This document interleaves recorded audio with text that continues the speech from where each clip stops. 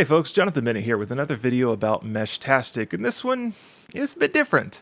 You may have noticed or heard that the iOS Meshtastic app will no longer set your position to full precision on the default channel. You may wonder why that change was made, or you may wonder why anyone would want to expose their exact location on the default channel. There are plenty of questions, and I have a few answers.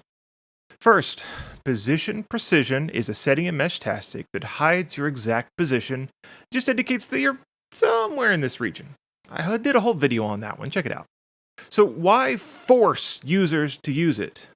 The official statement is, we have recently discovered that a third party was harvesting location data without consent in violation of Apple's app privacy policy, which restricts data storage to a position of 3 decimal places.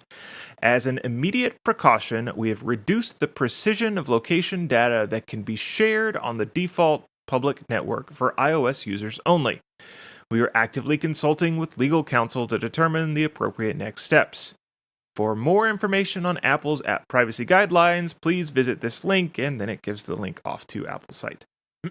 I can't give you every detail here, but I'm going to talk about the technical details.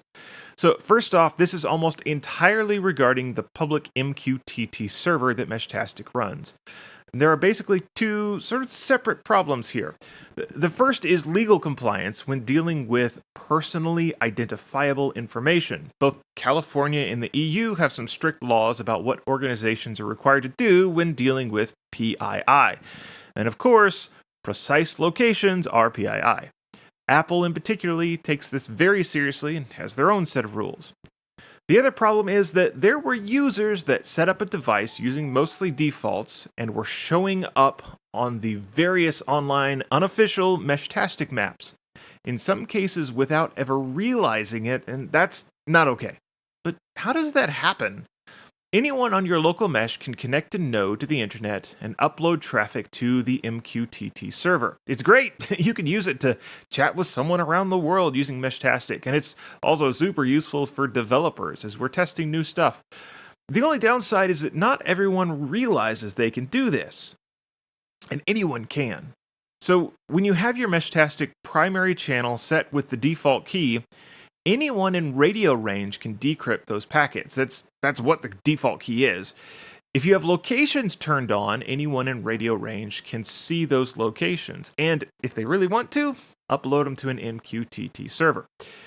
Well, why can't we just stop it? We totally fixed DMs by adding PKI. Can we totally fix location sharing? Well, for the time being, the official MQTT server does filter out location packets with full precision. But that only fixes the official server, and here's the core issue. A location is literally just a pair of numbers, and once someone has access to those numbers, there's no cryptography or any other trick that can effectively stop that person from sharing them if they really want to. And believe me, I've been doing mental gymnastics for the last few days, looking for a truly effective silver bullet, and no luck. So consider your location settings. If you don't fully trust everyone on a channel, maybe don't send your precise location because it could end up online by the very nature of what it is, just information that is inherently shareable. Because of these two issues combined with other things going on behind the scenes, the Meshtastic iOS app right now simply doesn't support setting the position to full precision on the default key. If you know the risks and really want to turn it back on, there's the web app, or the Python app, or even the Android app. This is not a firmware level restriction. In the future, it's promising, but not entirely certain. The organization behind Meshtastic is working to talk to legal counsel about the legal issues. And there's healthy and robust debate about the best way to keep users safe without going overboard. So it's some wait and see. This isn't a catastrophe. So far, it's pretty much just an annoyance, and there's some hope that it will be nothing more than a minor annoyance in the future. Hey, if you want more from me, you can find both Floss Weekly and my This Week in Security columns at Hackaday. I also run the Untitled Linux Show, and yes, that's actually the name that stuck, over at twit.tv. And if you really think I deserve a tip, the tip jar is at buymeacoffee.com/jbennett. Happy meshing! We'll see you next time.